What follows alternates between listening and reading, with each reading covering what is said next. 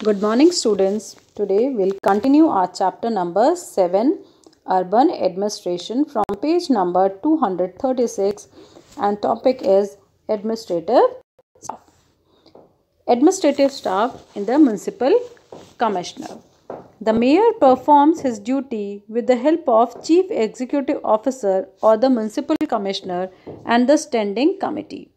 कि मेयर जो होता है वो अपनी ड्यूटीज़ को परफॉर्म करता है with the help of some person. He takes help. किसकी हेल्प ले रहे हैं? चीफ एग्जीक्यूटिव ऑफिसर और the municipal commissioner and the standing committee. The municipal commissioner is the administrative head of the corporation. Municipal corporation का जो head होता है, administrative head, शासन चलाने का जो इंचार्ज होता है वो होता है municipal commissioner. They are appointed by the government. So who appointed the municipal commissioner? Municipal commissioner is appointed by the government, and they act as a link between municipal corporation and state government. और municipal commissioner act करता है, work करता है a link between. Link means जोड़ने का काम करता है. किसको जोड़ता है? municipal corporation और state government को वो जोड़ने का काम करता है. The commissioner and his or her administrative staff implement the decision made the municipal corporation. He or she also prepares the annual budget, and the various committees discuss and the debate how to spend amount and money on different tasks. Now municipal commissioner का क्या work है? Whether he or she, municipal commissioner जो है, he administrative staff decision make the municipal corporation. Municipal corporation के जो भी decision हैं they were taken by the commissioner. Municipal commissioner वो डिसीजन अपने लेता है. He also prepare the annual budget. इसके साथ साथ वो अपने एरिया के लिए एनुअल बजट तैयार करता है. The various committees discuss. इसमें जो डिफरेंट कमिटीज़ बनाई जाती हैं वो डिस्कस करती हैं. Then debate is there. वो आपस में डिबेट भी करती हैं कि how to spend the money to different task. कि कौन सी जो एरिया है उसमें कितना पैसा इन्वेस्ट करना है, कितना पैसा लगाना है. एग्जाम्पल कि कंस्ट्रक्शन ऑफ रोड में इस एरिया में कितने पैसे की कितना अमाउंट चाहिए, या कंस्ट्रक्शन ऑफ पार्क है, कंस्ट्रक्शन ऑफ स्कूल है, तो कितना अमाउंट हमें उसके लिए रिक्वायर्ड है. ये सारे डिसीजन डिबेट में किए जाते हैं. Then after the debate is over, then they take the decision. The administrative structure of municipal corporation includes permanent departments like health, transport, civil works, education and water supply. कि administrative staff में जो structure है municipal corporation का, उसमें different departments हैं, अलग अलग department बनाए गए हैं. Some are related to health, some are related to transport, civil works जो कंस्ट्रक्शन वर्क है, some are related to education and water supply. Each department has an office who assist the commissioner. कि हर department में एक office होता है जो commissioner के अंडर में वर्क करता है. in his or her work like the chief engineer, chief medical officer, chief transport officer and education officer. तो हर डिपार्टमेंट का एक हेड होता है. एजुकेशन डिपार्टमेंट का हेड है एजुकेशन ऑफिसर, मेडिकल डिपार्टमेंट का हेड है मेडिकल ऑफिसर, इंजीनियरिंग जो कंस्ट्रक्शन वर्क है, सिविल वर्क, उसका हेड है चीफ इंजीनियर. तो ऑल दीज ऑफिसर, ये सारे ऑफिसर्स म्यूनसिपल कमिश्नर के अंडर वर्क करते हैं. Next is the source of income. Since the municipal corporation work on a large scale, it requires a lot of money to discharge all the function properly. Octroi is an important source of income for the municipal corporation. Various taxes like water tax, property tax, entertainment tax, pilgrim tax, and contribute in its income. There are also taxes on education and other amenities. कि what are the sources of income. अब municipal corporation अलग अलग work करवा रही है, construction of road करवा रही हैं, सड़कें बनवा रही हैं, हॉस्पिटल्स खुलवाते हैं, स्कूल्स बनवाते हैं. तो from where they are getting money for it. उसके लिए वो पैसा कहाँ से लाते हैं?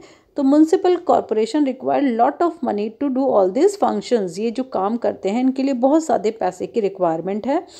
तो ऑक्ट्री सबसे पहला जो उनका सोर्स ऑफ इनकम है, that is the octroi tax.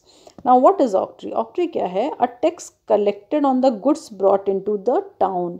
कि टाउन में जितना भी गुड्स आ रहा है, सामान आ रहा है, अंदर जो माल आता है, उस पर टैक्स लगाया जो जाता है वो ऑक्ट्रॉय टैक्स होता है.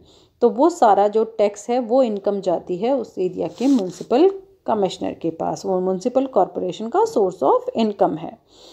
इसके अलावा some different taxes are also mention. Water tax, जो ये हमारा वाटर टैक्स, जो हम वाटर का बिजली पानी का बिल पे करते हैं उसमें टैक्स इंक्लूडेड होता है। प्रॉपर्टी टैक्स लगता है। Entertainment tax, when we are watching movie on cinema hall तो हम जो टिकट परचेज करते हैं उसमें टैक्स इंक्लूड होता है। पिलग्रिमेज टैक्स, हम किसी तीर्थ यात्रा स्थान जो मंदिर वगैरह में जाते हैं जहाँ हम टिकट लेकर दर्शन करते हैं तो वहाँ पे पिलग्रिमेज टैक्स का होता है। तो different different taxes are there. तो by these taxes the municipal corporation is the source of income, ये म्यूनसिपल कॉरपोरेशन का सोर्स ऑफ इनकम है। And there is also taxes on education, education पे भी टैक्स लगाया जाता है, शिक्षा पर भी, जो स्कूल्स खुलते हैं उन पे भी बहुत सारे different type of taxes are there and these are the source of income for the municipal corporation. Now it receive income by selling its own land. Some more sources are given here, कुछ और sources हैं जिससे उनको income होती है कि municipal corporation income receive करती है by selling their own land, अपनी उनकी कुछ ज़मीन होती है वो उसको सेल करते हैं and they receive the income. Besides these the government also grant loan to the corporation wherever it is undertaken a project involving huge expenditure. इसके अलावा स्टेट गवर्नमेंट जो है वो भी म्यूनसिपल कॉरपोरेशन को लोन प्रोवाइड करती है, grants देती है, अनुदान देती है, दान देती है if the project is required huge expenditure. अगर कोई ऐसा प्रोजेक्ट है जो अंडर कंस्ट्रक्शन है, फ्लाईओवर बनवाना है, ब्रिज बनवाना, जिसमें बहुत ज़्यादा पैसा खर्च होने वाला है तो स्टेट गवर्नमेंट उसमें हेल्प करती है। State government also provide financial assistance and grant to the corporation, तो स्टेट गवर्नमेंट भी इसमें अपना पैसा इन्वेस्ट करती है, म्यूनसिपल कॉरपोरेशन को हेल्प करती है। Next one is expressing grievance and it's residential. Sometimes situation can arise where the municipal corporation fail to fulfill the requirement of the people. In such situation, people can adopt different ways to get their grievance heard and seek redressals. Now sometimes कई ऐसी situations आती हैं कि जब municipal corporation fail हो जाती है to fulfil the requirement of people, वो लोगों की जो रिक्वायरमेंट हैं, ज़रूरतें हैं, उनको फुलफिल नहीं कर पाती। तो इन दैट सिचुएशन, उस सिचुएशन में जो लोग हैं वो किस तरह से अपना ग्रीवेंस बताते हैं, दुख बताते हैं। If a particular area face a problem such as bad road, absence of the street lighting, piling up of garbage or any other issue that come under the purview of the municipal corporation, they can meet and discuss the problem with the ward councillor. कि लोग अपनी जो problem है वो कहाँ बताएंगे अगर municipal corporation work नहीं कर रही है।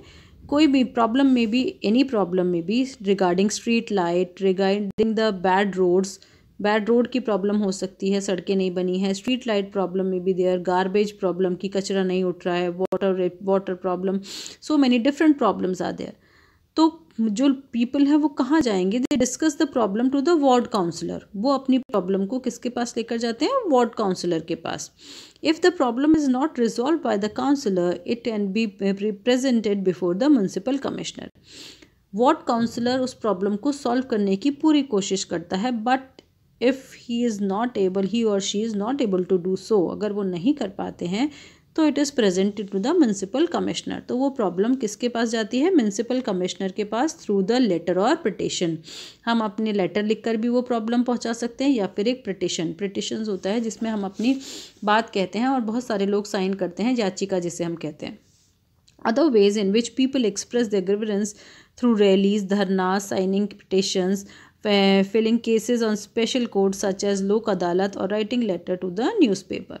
इसके अलावा भी लोग अपना ग्रीवेंस कैसे शो कर सकते हैं? लोग रैली कर सकते हैं, धरना दे सकते हैं, signature campaign they can organise and they can also go to the smaller courts, special courts are there, Lok Adalat होती है जो जनता की बात सुनने के लिए रखी जाती हैं। They can write letter to the newspaper में अपने एरिया की प्रॉब्लम को पब्लिश कर सकते हैं। तो देयर आर डिफरेंट वेज, अलग अलग वेज हैं to express the grievance. Now next one is solid waste management. An important task of the municipal corporation is solid waste management. It has a separate department for collection and disposal of city waste. Earlier, waste was disposed of by created landfills, but now the solid waste is converted into organic manure. कि it is important solid waste management. हमारा जो solid waste है, दो तरह के waste होते हैं, एक तो हमारा सॉलिड वेस्ट होता है और दूसरा हमारा जो होता है गीला कचरा और सूखा कचरा जिसे हम कहते हैं, कि कॉरपोरेशन सॉलिड वेस्ट मैनेजमेंट करता है। एक सेपरेट डिपार्टमेंट है, एक अलग डिपार्टमेंट है जो कलेक्शन करता है डिस्पोजल वेस्ट का। जो भी हम कचरा वेस्ट बेचते हैं उसके लिए एक डिपार्टमेंट है। तो पहले तो क्या क्या करते थे, अर्लियर द वेस्ट जो भी था उसको हम लैंड फिलिंग में डाल देते। ज़मीन का भराव कराना है, मकान में कहीं ज़मीन भरवाना है तो वो कचरा डलवा के हम उसको भर दिया करते थे उस एरिया को। बट नाउ अब क्या किया जा रहा है, we are converting this waste into organic manure. हम इस वेस्ट से ऑर्गेनिक मैन्योर खाद बना रहे हैं, ऑर्गेनिक खाद बना रहे हैं।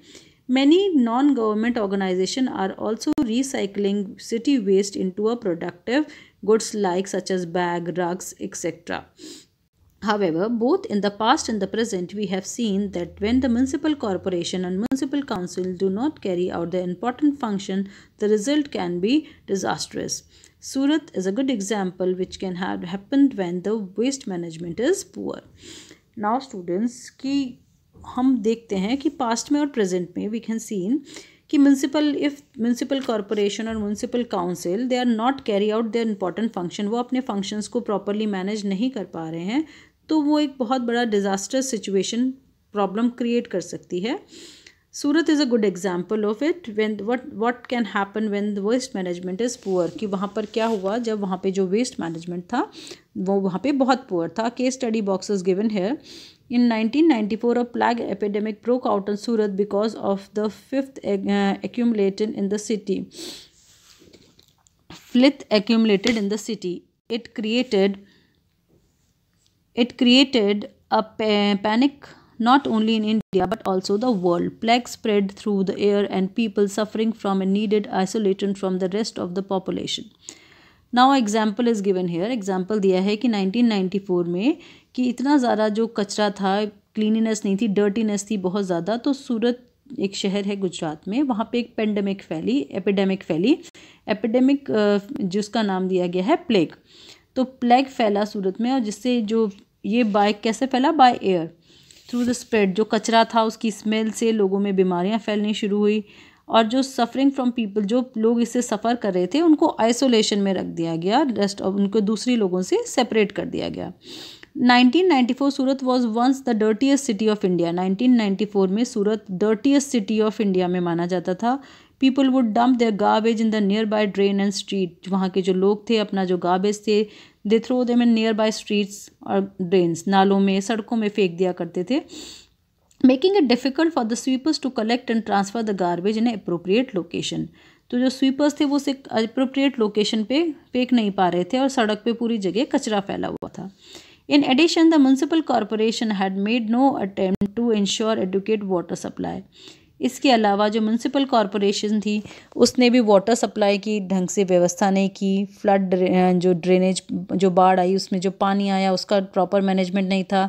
कलेक्शन ऑफ गार्बेज प्रॉपर नहीं था। Not even the disposal of the cars रॉटन street, जो जानवर मर जाते हैं उनको भी ठीक ढंग से डिस्पोज नहीं किया गया। तो different reason were there. Because of such condition city was hit by plague. और इतनी सारी जो गंदगी फैली थी उसके कारण जो शहर था उसमें प्लेग नाम की एक बीमारी फैल गई। Several people in Surat lost their life and several fled the city. The people of Surat from all communities started cleaning the street. जब प्लेग फैला तो बहुत सारे लोगों की डेथ भी हुई, कुछ लोगों ने अपने घर छोड़ दिए। तो पीपल ऑफ सूरत ने क्या स्टार्ट किया, वहाँ के लोगों ने they started cleaning their own street. उन्होंने अपनी अपनी सड़कों को, गलियों को क्लीन करना शुरू किया। Doctors worked tirelessly and public hospital. The fear of plague led to the people and the municipal corporation to take quick measurement to prevent the spread of epidemic and clean the city. At the aftermath of the plague, Surat remains the second cleanest city of the India after Chandigarh. Now if we see the situation, वहाँ के लोगों ने इतनी सफाई की, doctors ने दिन रात प्लेग की सिचुएशन में लोगों की हेल्प की, और अब लोगों ने इतनी क्लीननेस की कि अब सूरत को हम काउंट करते हैं second cleanest city after Chandigarh. Chandigarh is the first cleanest city of India, और उसके बाद हम सूरत को ही काउंट करते हैं। कीपिंग अ सिटी और अ town village clean as much as responsibility of municipal bodies as it is also its inhabitant. In order to encourage people as well as municipal bodies to keep on their areas clean, the Swachh Bharat Mission was launched by 2nd of October in 2014. कि keeping city clean, अपने शहर को clean रखना, अपने village को clean रखना, अपने town को क्लीन रखना, it is also the responsibility of local body के साथ साथ जो इनहैबिटेंट्स हैं, वहाँ के जो रहने वाले लोग हैं, वो उनकी भी इक्वली रिस्पॉन्सिबिलिटी है to make their area clean. इस क्लीन सिटी को बनाने के लिए स्वच्छ भारत मिशन लॉन्च किया गया है 2 अक्टूबर 2014 से। Its aim is eradicate open defecation, construction toilet and cleaning up the city India. Swachh Bharat mission में जो क्या क्या एम रखे गए, क्या काम किए गए कि जो इरेडिकेशन ओपन डिफेक्शन, जो भी खुले में कचरा फेंक देते हैं उसे रोका जाए, कंस्ट्रक्शन ऑफ टॉयलेट, जगह जगह टॉयलेट बनाए जाएं ताकि लोग ओपन एरियाज़ में गंदगी ना फैलाएं, एंड क्रिएटिंग क्लीन इंडिया, और एक स्वच्छ भारत हमारे सामने निकल कर आए। Under this mission the cities are competing for the rank of the cleanest in India, और एज अ कॉम्पिटिशन, एक कॉम्पिटिशन है इंडिया में कि which is the cleanest city, कि शहरों में कंपटीशन रहता है कि क्लीनेस्ट सिटी ऑफ इंडिया कौन बनेगा। Indore has been ranked at the cleanest city of the India for the past few years, कि पिछले कुछ सालों से ये जो फर्स्ट रैंकिंग में इंदौर फर्स्ट पोजीशन पर आ रहा है क्लीनेस्ट सिटी ऑफ इंडिया में। तो this is all about the municipal corporation in this chapter. So student, I hope all of you understood. Thank you and have a nice day.